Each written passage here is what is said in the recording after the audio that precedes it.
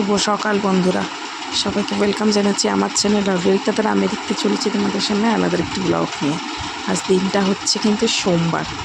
তো দেখো আমার পুজো তো পুরো কমপ্লিট, তোমাদেরকে ভগবানের দর্শন করিয়ে রোজের মতো আজকের ব্লগটাও শুরু করে দিলাম। তো আজকেও দুষ্টু স্কুল ছুটি আছে, আজকে ইস্টার মন্ডে, গতকাল থেকে আবার স্কুল খুলবে। আর আজকে কিন্তু বাইরে হাওয়ার সাথে সাথে বেশ জোরালো রোদও কিন্তু উঠেছে। ওয়েদারটা মোটামুটি ভালোই, ঠিকই আছে, খুব একটা গরম আজকে কিন্তু নেই।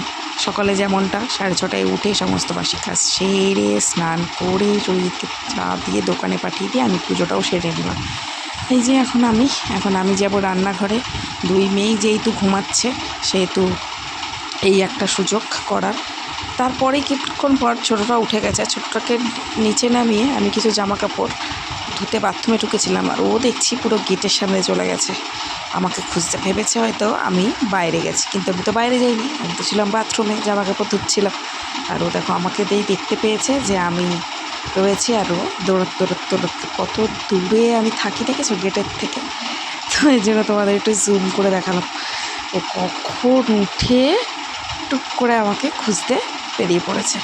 তো এখন ওকে নিয়ে একটু আদো হবে, তারপরে বাদবাকি রান্নার দিকে আমি আবার যাব। আজকে কী রান্না করা যায়, কি করব না কিছুই মাথায় আসছে না। তবে ডালিয়া করব না এটাই ভেবে নিলাম। তো একবারে একটু বেশি করে ভাত বসিয়ে দিয়েছি। তো ভাত দেওয়া ফুটতে শুরু করে দিয়েছে, খানিকক্ষণ পরেই আবার করব। আর ওই যে অবশিষ্ট চাটা পড়েই আছে। আর এইখানে দুধ দিয়ে গেছিলো যখন মিষ্টুকে আদো করছিলাম, তো সেই দুধটা বড়টারও জাল দিয়ে নিয়েছি আর ছোটোটা সেরেলাক্সটাও করে নিয়েছি। সব কিছুই একদম ধোয়া উঠছে, গরম গরম রয়েছে। আর আগের দিন রবিবারে সানডেতে চিকেন হয়েছিল, যেহেতু রাত্রিরে আমরা চিকেন তান্দুরি খেয়েছিলাম, ভাত কিছু খাইনি, তো সেই জন্য ওই চিকেনটা একটু গরম করে নিলাম। আর পেঁয়াজের দাম সস্তা বলে এত পেঁয়াজ নিয়ে এসে পেঁয়াজ শেষ করবো কী করে, তাই পেঁয়াজ আলু ভাজা করেছি। পেঁয়াজ আলু ভাজার পরে এইখানে রয়েছে শঙ্কর মাছের তেল, সেটাকে আমি একটু নুন হলুদ দিয়ে মেখে রেখে দিয়েছি। আর একটু বেগুন পেঁয়াজ কাঁচা লঙ্কা কুচিয়ে এবার শঙ্কর মাছের তেলটাকে করছি। তো মাংস, পেঁয়াজ কলিয়া, এই পেঁয়াজ আলু ভাজা, আবার এদিকে মাছের তেল, এত কিছু আছে বলে মা আবার বলেছিল দুপুরবেলা একটু ইঁচড় চিংড়ি পাঠাবে বাবার হাত দিয়ে। তাই কিছু রান্না করি, এই দিয়েই আমাদের সকাল দুপুর রাত বেশ ভালোভাবেই হয়ে গেল। তারপরে বড়টা ঘুম থেকে উঠে গেছে, ছোটোটাকে টিভি চালিয়ে দিলাম। আর এই হলো মাছের তেলের কিন্তু ফাইনাল লুক। আমি মাছের তেলটা বসিয়ে হালকা হালকা নিভে আছে ভালো করে করছিলাম। ভাতটাও তুলে নিয়েছি সুরজিৎকে প্রথমে ভেবেছিলাম বাসি মাংসটা দিয়েই দেবো, তারপর বললাম তেলটা যখন হয়েই গেছে রান্না, তেলটা দিই তাহলে তেলটা এতটা তেল উঠে যাবে। এখানে দেখো দুষ্টু মিষ্টুর আমার তিনজনেরই খাবার আমি করে নিয়েছি। আমি প্রথমেই পুজো দিয়ে উঠেই চাটা খেয়ে নিতে পারতাম, কিন্তু ভাবলাম যে না, রান্নাটা কিছুটা এগিয়ে নিই, খাওয়াটা তো সবাইকে সাথে করে নিয়েই করতে পারবো। তারপরে আর ভিডিও শ্যুট করিনি, দুপুরবেলায় খাওয়া দাওয়া করে তারপর লম্বা ঘুম দিয়েছি। এখন হয়ে গেছে সন্ধ্যে 7টা। পুজো টুজো দিয়ে উঠে একটু রেডি হয়ে গেছি, যাব বাড়িতে গিয়ে রথতলাতে একটু কাজ আছে, মেয়েদের বেবি ফুডগুলো কিনতে হবে, একটু পার্লারে যেতে হবে। সমস্ত কিছু করে মার হাতে চাটা খেয়ে মা ভাই মিলে চলে এসেছি পয়লা বৈশাখের মার্কেটিং করতে।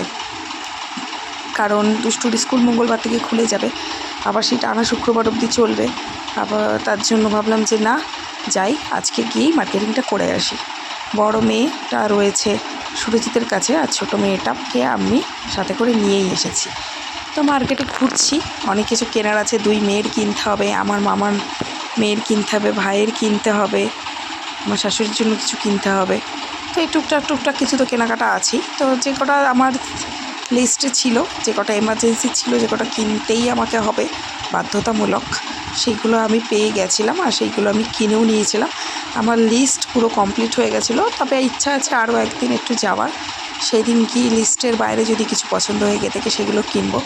এইগুলো করেই যেতেই অনেকটা টাইম হয়ে গেছিলো। সুরজিৎ ফোন করতে শুরু করে দিয়েছিলো, প্রায় 9:30 বেজে গেছিলো মার্কেটিং সেরে বাড়িতে ঘুরতে। সেল বাজারে ভালোই লোক বসেছিলো, আর ভালো রকমেরই জিনিসপত্র বসেছিল। তবে সেই রানাঘাটের ভাইরাল যে দোকানটা খুব ফেমাস হচ্ছে ইনস্টাগ্রামের ভিডিও, সেটাতেও গেছিলাম, ভিডিওটা দেখেই আমি অবশ্যই গেছিলাম, কিন্তু আমি সেই দোকানটায় গিয়ে ভিডিওটা করিনি, এমনি ইচ্ছা করে করিনি। এখানে এই জামাগুলো খুব পছন্দ হচ্ছিলো, আমি বললাম এই জামাগুলো কি আমার ছোটোটাকে পরালে ভালো লাগবে। পরে ভাবলাম যে না, এটা ছেলেদের জামা, এটা যদি আমি পরাই লোকে বলবে মেয়ের ওপর দিয়ে ছেলের শখ পূরণ করছি। কোনো ইচ্ছা নেই, আমি আমার মেয়ে নিয়েই খুব আনন্দে আছি, হ্যাপি আছি, খুশি আছি। তো অনেক কিছু কিনে গেলাম, কিছু জুয়েলারি কেনার ছিল সেইগুলো কিনলাম, পাপোশ কিনলাম, বোতল কিনলাম, হ্যাপি জাবি যা যা পেয়েছি সব কিছুই কিনেছি। তারপরে বাবা আমাদের নামিয়ে দিয়ে গেছিলো, বাবাই আবার নিতে এসেছিলাম, বাবাকে ফোন করেছিলাম। এখানে দুটো ভাঁড় নিয়েছি, ভাঁড় দুটো বাড়িতে গিয়ে দেখাচ্ছি কিসের ভাঁড়। তো ভাঁড় দুটো নিয়েছি এমনি যে শখে সাজিয়ে রাখার জন্য। আরও টুকটাক কিছু কেনার ছিল সুরজিতের জন্য। তো সুরজিতেরটা সবসময় আমি কোনো সময় সেল টেল বা হাট টাট থেকে কিনি না, টপ মোস্ট দোকান থেকেই কেনা হয়। নয় বাজার কলকাতা থেকে কিনবো, নয় এই দোকানটা থেকে কিনবো। তো এই দোকানটা থেকে সুরজিতের জিনিসপত্রগুলো কেনাকাটা করে নিলাম। আর কেনাকাটা করে বাড়িতে এসে সমস্ত ব্যাগপত্র গাড়িতে নিয়ে 2 মেয়ে নিয়ে বর নিয়ে বেরিয়ে পড়লাম। তো তারপরে যাওয়ার পথে সুরজিৎ আবার মেলায় ঢুকলো। মেলা পুরো ফাঁকাই হয়ে গেছে, দেখতেই পাচ্ছ, কারণ অনেকটা টাইম হয়ে গেছে, প্রায় 10টা 5-10-এর কাছাকাছি। তো প্রথমে আমরা খেলাম খাসির মাংসের ঘুগনি, তারপরে দুষ্টু একটা মকটেল কিনেছিল, কিছুটা খেয়ে সেই মকটেলটা দিয়ে দিল ছোটোটাকে। তারপরে আবার একটা কেনা হয়েছিল হাওয়াই মিঠাই। তারপরে সুরজিৎ এখন গেছে রোল কিনতে, রোল আর মোমোটা বাড়ির জন্য প্যাক করে নিয়ে চলে গেলাম বাড়ি।